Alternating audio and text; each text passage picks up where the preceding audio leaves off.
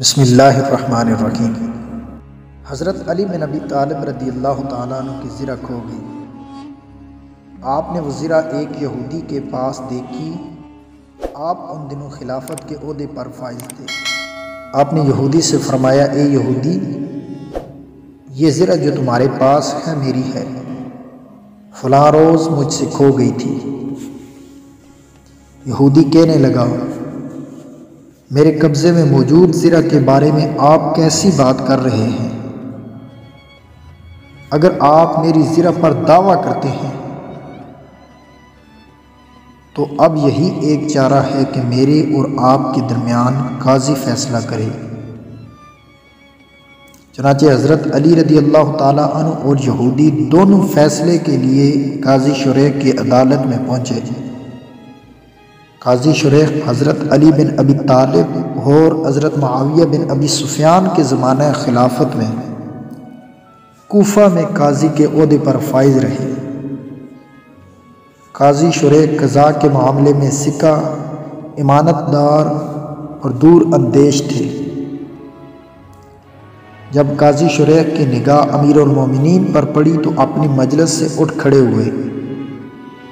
حضرت علی بن ابی طالب رضی اللہ تعالیٰ عنہ نے فرمایا، بیٹھے رہیں۔ قاضی شریح بیٹھ گئے۔ پھر فرمایا، میری زرہ کھو گئی ہے، میں نے اسے یہودی کے پاس دیکھا ہے۔ قاضی شریح نے یہودی سے پوچھا، تمہیں کیا کہنا ہے؟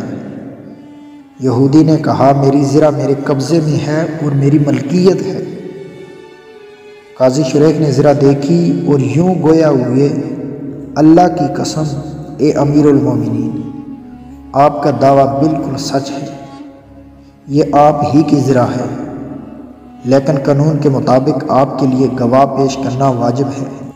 حضرت علی رضی اللہ تعالیٰ عنہ نے بطور گواہ اپنے غلام کو پیش کیا۔ اس نے آپ کے حق میں گواہی دی۔ پھر آپ نے حسن اور حسین رضی اللہ تعالیٰ عنہ کو عدالت میں پیش کیا۔ ان دونوں نے بھی آپ کے حق میں گواہی دی۔ قاضی شریح نے کہا، آپ کے غلام کی گواہی تو میں قبول کرتا ہوں، لیکن ایک گواہ مزید درکار ہے، اور آپ کے دونوں صاحبزادوں میں سے کسی کی گواہی میں قبول نہیں کرتا۔ پھر حضرت علی رضی اللہ تعالیٰ عنہ نے کہا، قسم اللہ کی، میں نے عمر بن خطاب رضی اللہ تعالیٰ عنہ کو رسول اللہ صلی اللہ علیہ وسلم کی حدیث بیان کرتے ہوئے سنا ہے کہ حسن اور حسین نوجوانان جنت کے سردار ہیں۔ قاضی شریح نے کہا، اللہ کی قسم یہ بالکل حق ہے۔ حضرت علی نے فرمایا، پھر آپ نوجوانان اہل جنت کے سرداروں کی گواہی کیوں قبول نہیں کریں گے؟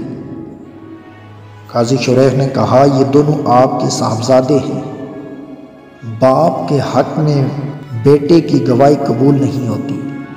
یہ کہہ کر قاضی شریح نے حضرت علی کے خلاف یہودی کے حق میں فیصلہ سنا دیا اور زرہ یہودی کے حوالے کر دی۔